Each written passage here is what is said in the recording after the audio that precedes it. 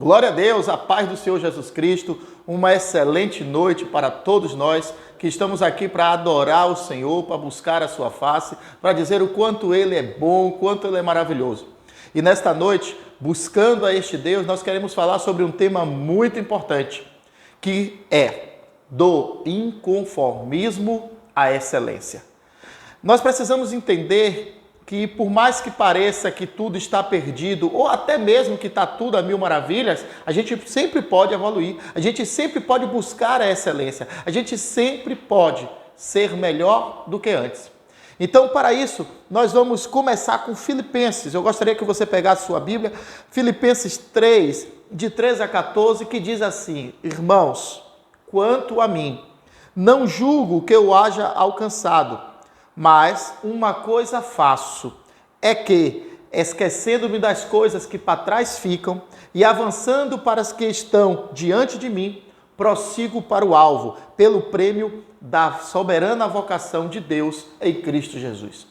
Esse versículo é muito conhecido e muitas das vezes quando a gente lê ele, a gente diz assim, eu tenho que esquecer daquilo do passado, eu tenho que esquecer daquela mágoa. Sim, é verdade também. Eu não posso estar me apegando à mágoa, eu tenho que liberar o perdão. Eu tenho que ser transformado pelo poder renovador do Espírito Santo de Deus.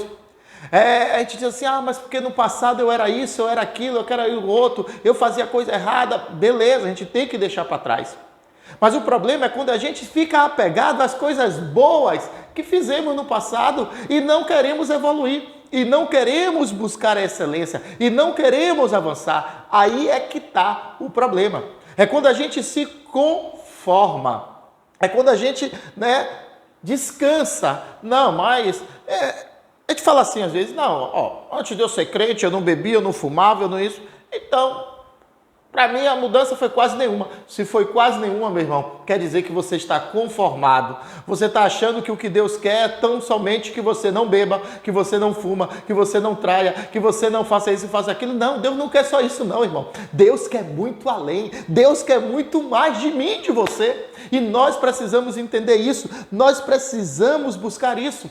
E por que eu estou dizendo isso? Por favor, pega a sua Bíblia aí em Romanos 12, 2. Romanos 12, 2, na minha Bíblia está escrito assim: E não vos conformeis com este mundo, mas transformai-vos pela renovação da vossa mente, para que experimentais qual seja a boa, perfeita e agradável vontade de Deus. Esse texto de Romanos, ele nos deixa muito tranquilos.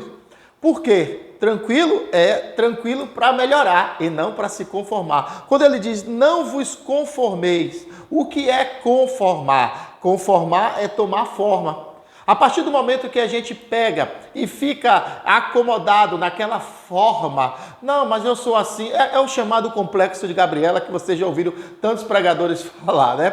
Ou até mesmo comediante cearense sempre fala, né? Eu nasci assim, eu nasci assim, Gabriela. Não, irmão, eu não posso estar conformado. Mas não estou conformado com as coisas ruins, e também não pode estar conformado com as coisas boas. Nós temos que buscar a excelência, nós temos que buscar mais do Senhor. E é isso, e é este o nosso objetivo. Deus nos fez para avançar. Deixa eu te lembrar, lá em Juízes 7 em diante, fala sobre Gideão, um dos juízes de Israel. E Gideão era um homem que era da tribo mais pobre de Israel, era da família mais pobre dentro da tribo mais pobre. Ou seja, era um Zé Ninguém. E Gideão está lá malhando trigo no lugar onde era para pisar uva, e aparece um anjo do Senhor para ele. E diz, Gideão, homem valente e tal, e ele, inconformado, diz, que homem valente? Que eu sou nada, que Deus, cadê o Deus dos meus pais? Cadê o Deus que fazia as maravilhas que meus pais, nossos pais? Quando ele fala nossos pais, quer dizer as gerações anteriores, porque Deus é um Deus geracional. Cadê o Deus das gerações anteriores? O Deus que abriu o mar vermelho, o Deus que fez maná cair do céu, o Deus que fez tanto. Cadê? A gente está aqui amassando, literalmente barro, não mais para Faraó, mas para os midianitas, malhando trigo e entregando a ele, produzindo uva e entregando a ele. Não, tem alguma coisa errada aí. E o anjo diz, olha, Gideão, o Senhor é contigo. E Gideão, a gente sabe da história, ele fez algumas provas com Deus, e ele não inconformado com aquilo, ele aceita, observe, ele aceita a proposta de Deus, a proposta que é o propósito de Deus. Então já começo te perguntando, qual é a proposta que Deus fez para a sua vida? Será que a proposta que Deus fez para a sua vida é, largue, pare de fumar, pare de beber, e eu vou te encher de dinheiro, vou te dar prosperidade, vou te dar casa própria, vou te dar um iate, irmão, para com isso. Você acha que a promessa de Deus é só pare de beber, pare de fumar, e eu vou te curar dessa doença? Você acha que Deus te chamou para isso? Você acha que Deus escolheu você lá no ventre da sua mãe, quando o seu pai lançou dentro dela mais de 1 milhão de espermatozoides, e você foi o escolhido só para ser curado de uma doença e ficar na igreja? Só para largar de beber, de fumar, de adulterar, de mentir, de ser corrupto, de ser corruptor e ficar parado lá na igreja dizendo, não, glória a Deus, aleluia, eu dou dízimo, eu dou oferta, eu faço voto? Será que essa é a proposta de Deus para você? Será que esse é o propósito de Deus para a sua vida? Me perdoe, irmão.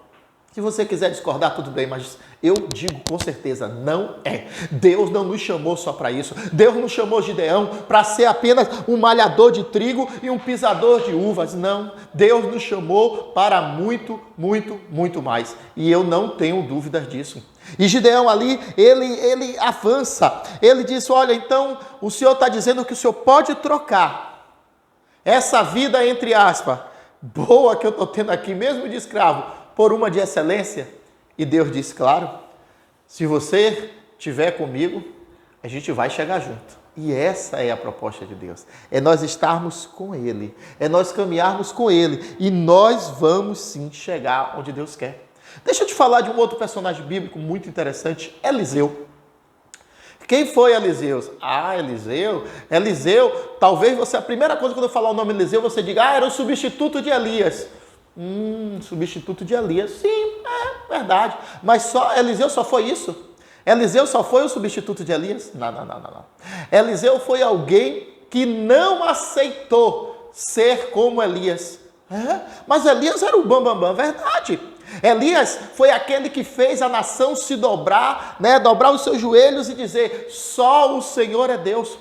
Porque Elias estava, entre aspas, lutando diretamente contra Jezabel. E a palavra Jezabel significa Baal é Deus.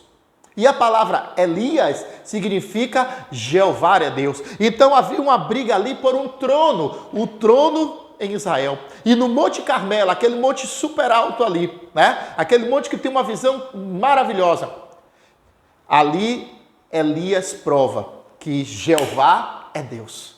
Mas só que Elias chega um momento, e a gente não vai aqui discutir isso, que Elias ele se abate e ele desiste. Ele desiste de continuar o propósito. Ele não cumpre o propósito integral. Eu vou te mostrar isso. Você pode dizer, não, você está errado. Calma. Elias chega para Deus e diz, Deus, eu cansei, não dá mais para mim. E Deus respeita. E Deus diz, tudo bem, Elias. Então, vamos fazer de conta que você está pedindo demissão e eu vou te dar a sua demissão, vou te dar todos os seus direitos, Elias. Porém, eu quero que você cumpra um aviso prévio, Elias. Eu só vou te pedir mais 3 coisas, Elias. E Elias ali parte para fazer aquilo que Deus queria. E o que foi que Deus queria? Deus pediu a Elias para fazer somente 3 coisinhas. E que 3 coisinhas eram essas?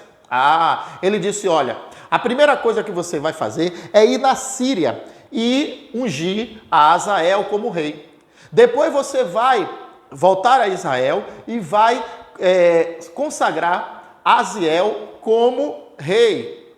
E aí, a terceira coisa, então, você unge a Eliseu, que eu já escolhi, para continuar com o trabalho de profeta.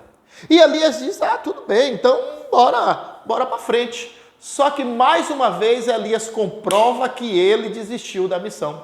Eu disse que Deus pediu para ele quantas coisas? 3.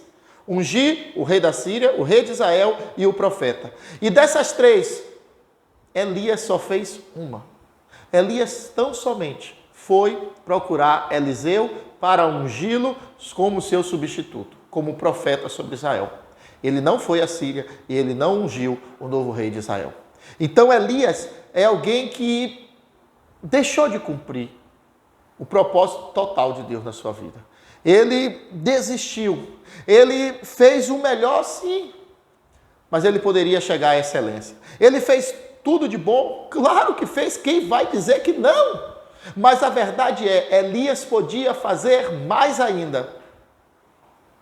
E é aí que entra a história de Eliseu. Eliseu não se conforma com aquilo. Eliseu poderia dizer, poxa, eu agora vou ser o principal profeta de Israel na minha geração. Deus agora vai falar comigo, para que eu possa falar com o povo. É esse o papel do profeta. Ele ouve a Deus e ele fala com o povo. Então ele chegou vamos dizer, hoje no Brasil, no Supremo Tribunal, que está, né, por uma questão política, eu não vou entrar nessa seara, mas está acima do presidente. Né? Quem hoje decide as coisas não é mais o presidente da República, é o Supremo Tribunal. Então chegou no máximo. Eliseu chegou no máximo, mas Eliseu não se conformou com aquilo. Ele chegou no ótimo, meu irmão. Eu vou dizer, não foi nem no bom, ele chegou no ótimo. Ele chegou naquilo que milhares desejavam. Mas ele disse, não, Elias, eu não estou aqui para ser sua sombra, Elias. Eu não estou aqui, Elias, para ser a continuidade do que você fez. Não, eu estou aqui para cumprir o que Deus quer para mim. Eu estou aqui para ir até o fim. Eu estou determinado a cumprir a excelência de Deus em minha vida. E aí é que a gente começa a entender como funcionam as coisas. Lá no livro de 1 Reis, capítulo 19, dos versículos 14 a 16, você vai ver os 3 pedidos que Deus fez para ele. Mas Elias só cumpre um. E Elias, antes de ser, a gente já sabe da história, eu já vou explicar ela, de ser arrebatado por uma carruagem de fogo, o que é que acontece? Elias vai a 4 locais. Primeiro ele vai a Gilgal, depois ele vai a Betel, depois ele vai a Jericó e por último ele chega ali no Rio Jordão. E em cada lugar desse que Elias ia, Eliseu ia colado atrás dele. E aquilo já estava até incomodando, né, a Elias. Aquilo já estava, de certa forma, atrapalhando Elias. Elias, rapaz, larga, que Deus vai me levar e você assumiu, o que é que você quer mais? Aí ele responde, né? Ele responde assim, tão certo como vive o meu Senhor, não tu deixarei. E cada lugar que ia, Elias dizia, rapaz, vai embora, deixa eu seguir meu caminho, deixa eu seguir meu propósito, deixa eu seguir meu chamado. E ele dizia, não te deixarei, não te deixarei. Ele estava ali acompanhando, e até que chega no último local, próximo ao Jordão, e ele diz, o que é que você quer de mim? O que é que você quer para desistir de tudo isso? E ele responde, o que é que eu quero? É simples, eu quero tão somente que o Senhor me dê unção dobrada. Ele não estava pedindo unção dobrada do Espírito, porque isso é uma incompatibilidade teológica. Há pessoas que dizem assim, Eliseu pediu unção dobrada do Espírito Santo. Gente, unção dobrada do Espírito Santo, então tem unção triplicada, unção quadruplicada, isso não confere com a teologia, nem piorou com a própria Bíblia. A Bíblia no Evangelho de João diz que Deus não nos dá o Espírito por medida. Então não tem isso, não. O apóstolo ele tem uma medida quintuplicada do Espírito Santo, o bispo quadruplicada, o pastor triplicada. Não, irmão, não existe isso. A medida do Espírito Santo é uma só. Quando você toma a condição de filho de Deus, assume que é filho de Deus, você automaticamente recebe do Senhor o Espírito Santo. Recebeu o Espírito Santo, maravilha. Agora o que é que você faz? Quer crescer na graça e no conhecimento? Estuda a palavra, vai orar mais, vai servir ao próximo, estenda a mão para o outro, vai aprender, vai servir, vai fazer, jejua. O Senhor te chamou para jejuar, vai jejuar, meu irmão. O Senhor te chamou para interceder, vai interceder e vai buscar, como o apóstolo Paulo diz, os melhores dons. Pede a Deus para te dar a revelação, né? Para te dar visão, pede a Deus para te dar o dom de falar noutras línguas, e não só ficar babá, mas falar em outras línguas e também interpretar outras línguas. Quem sabe o Senhor não vai te usar para ir para um país que você nunca entrou numa sala de aula de como se fala aquele idioma, e lá o Senhor vai te revelar. Eu creio que Deus faz isso. Você crê? Então, maravilha. Então, presta atenção. Então, quando Eliseu pede ali, diz ali, eu quero unção dobrada sobre mim, ele não está dizendo 2 vezes mais Espírito, ele estava dizendo, eu quero fazer aquilo que você entre aspas, fez pela metade. Você não cumpriu tudo, mas eu quero cumprir tudo. Eu quero a unção dobrada do Espírito, né, do que Deus tem para a minha vida. Eu quero cumprir de maneira correta tudo aquilo que Deus tem para a minha vida. Então, eu creio dessa forma. Então, Elias parou antes da hora? Parou sim, irmão. A verdade é essa. Elias parou antes da hora, mas Eliseu não queria fazer isso. Eliseu queria tão somente cumprir a vontade de Deus. O que Eliseu estava dizendo é que ele queria ser um profeta, né, 2 vezes mais excelente. E é o que eu e você nós precisamos fazer. E Elias diz assim: rapaz, dura coisa você me pediu. Então faz o seguinte: se você me ver no momento que eu for elevado aos céus, você conseguirá aquilo que Deus tem para você. E Eliseu então fica ligado, Eliseu fica colado. E na hora que Elias é arrebatado por uma carruagem de fogo, de repente ele vê descendo do céu a capa e ele corre até ali, pega aquela capa. E na hora que ele pega aquela capa, ele pega a unção. E essa unção, irmão, não é só porque alguém botou a mão em cima dele, não. Essa unção porque ele agarrou o propósito dele com fé. Então ele segura aquele propósito e diz: aonde está o Deus de Elias? E bate aquela capa no Rio Jordão. E a Bíblia diz que o Rio Jordão se divide. E ele passa a pés enxutos. E ele fez, Eliseu fez muitos milagres bem semelhantes ao do profeta Elias. Até preguei sobre isso. Ele fez coisas muito parecidas, né? Multiplicou isso, curou aquilo, ótimo, maravilha. Mas ele fez muito mais. Ele foi muito mais porque ele foi cumprindo tudo que Deus tinha para a vida dele. E eu creio que esse é o propósito de Deus na minha vida, é o propósito de Deus na sua vida. Onde está o Deus de Elias? Eu quero ver isso com você lá em 2 Reis, capítulo 12. Por favor, pega aí 2 Reis, capítulo 12. Diz assim na minha Bíblia, e no capítulo 2, 2 Reis 2, perdão, versículo 11. 2 Reis 2, verso 11. 2 Reis 2, verso 11, diz assim na minha Bíblia: e sucedeu que, indo eles andando e falando, eis que um carro de fogo com cavalos de fogo os separou um do outro, e Elias subiu no redemoinho. Só que como Elias foi arrebatado, não se achava o corpo de Elias. E aí é que está, para a gente finalizar nosso momento dessa noite, aí é que está o propósito de Eliseu e o propósito de outras pessoas. Eliseu não estava se conformando em ficar no passado. Eliseu queria avançar, queria buscar excelência. Mas os discípulos de Elias, que agora seriam discípulos de Eliseu, eles ficam: não, mas Elias, cadê o corpo de Elias? Nós temos que buscar Elias, nós temos que fazer um funeral, nós temos que fazer uma grande festa, nós temos que ficar, né, enaltecendo a memória de Elias, porque Elias isso, porque Elias aquilo, porque Elias aquilo outro. E Eliseu disse: rapaz, vamos caminhar para frente, Deus tem propósito para a gente tem que cumprir o nosso chamado. E aquele jovem insistindo, se prendendo no passado. E Eliseu diz: vai procurar. E a Bíblia diz que aqueles jovens foram procurar o corpo de Elias. E por 3 dias eles procuraram e não encontraram. E eles voltam e Eliseu disse: agora só nos resta seguir adiante. E por que eu estou falando isso? Porque possa ser que você esteja se apegando a esse passado. Você esteja lembrando: mas no passado eu agia assim e isso era bom. No passado, no antigo ministério fazia isso e era bom. Porque meu antigo pastor fazia isso. Porque meu antigo presidente fazia isso. Porque meu antigo governador, meu antigo prefeito, meu antigo patrão, meu antigo... Gente, para! Foi bom. Glória a Deus. Glorifica a Deus porque foi bom onde você estava, o que você fez, quem foi seu líder, quem fez isso, que fez aquilo, maravilha. Mas agora Deus tem um chamado para você. Deus tem um chamado para mim. Para a gente foi bom? Ótimo. Agora a gente precisa ser excelente. A gente precisa avançar, a gente precisa ir muito mais. A gente não pode ficar só na mesma batuta, não, porque aqui, né, parecendo uns soldadinhos, né? Não, eu tenho que avançar. Eu tenho que conquistar no reino de Deus aquilo que Deus chamou para fazer. Se Deus me pediu 3 coisas, meu irmão, eu vou fazer as 3 coisas. Se Deus me pediu 1000 coisas, eu vou fazer as 1000 coisas.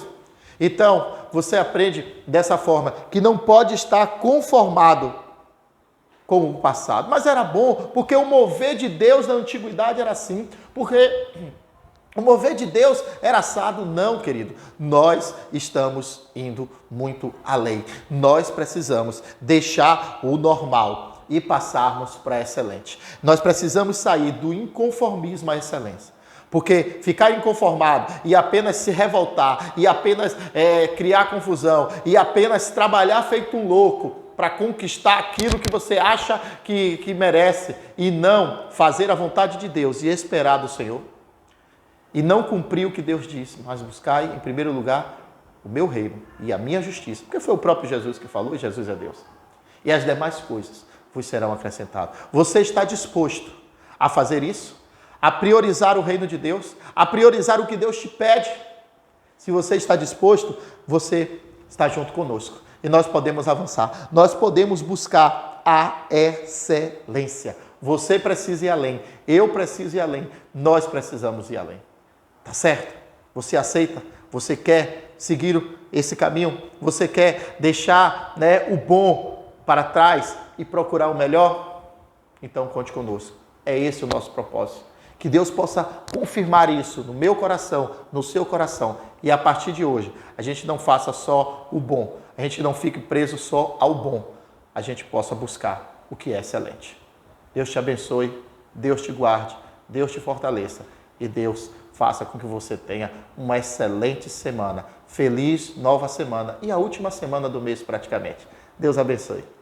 Olá, filhos e filhas do Pai de Amor! Participe conosco da manutenção da nossa comunidade. Quer saber como? Partilhando as despesas, contribuindo financeiramente em uma das nossas contas. Anota aí, Banco Bradesco, agência 7185, dígito 4, conta 58796, dígito 6. Ou então, aqui no PagBank, agência 001, conta 9799228, dígito 3. E anota aí o nosso NPJ, 35 479 794 1000 contra 00. Que o Senhor te abençoe.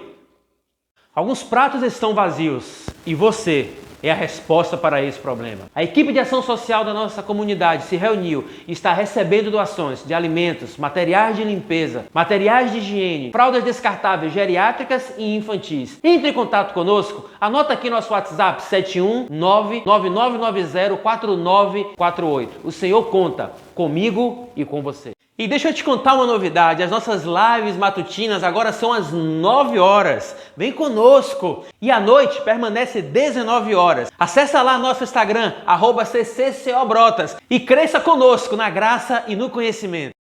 Você tem sede de conhecimento? O seu coração arde quando você ouve a palavra de Deus? Então, querido, nós temos como te ajudar a ser um discípulo ainda melhor. Mas como? Se inscrevendo na Escola de Discípulo do Mevan Academy, polo aqui em Salvador. E novidades não faltam. Não é isso, pastor Renato? É isso aí, Aldemir. Você pode escolher um dos nossos módulos: alinhamento vocacional, família, escola do reino ou a novidade. Neste semestre nós estaremos oferecendo o módulo Fim dos Tempos. Eu no seu lugar não perderia. E os preços? Nós temos novidades a partir desse semestre. Apenas R$140. Isso mesmo, o módulo completo, os 6 meses, por apenas R$140. Pagamento no cartão de crédito, boleto. Não perca a oportunidade. Acesse agora mesmo o nosso site www.ccco.org.br/Mevan. Vem estudar conosco aulas presenciais aqui no polo do Mevan Academy em Salvador. Avenida Dom João VI, número 325, Brotas, bem na frente do Hospital Aristide Maltês. Tá com dúvidas? Acesse aqui o nosso WhatsApp 71999904948. Esperamos você!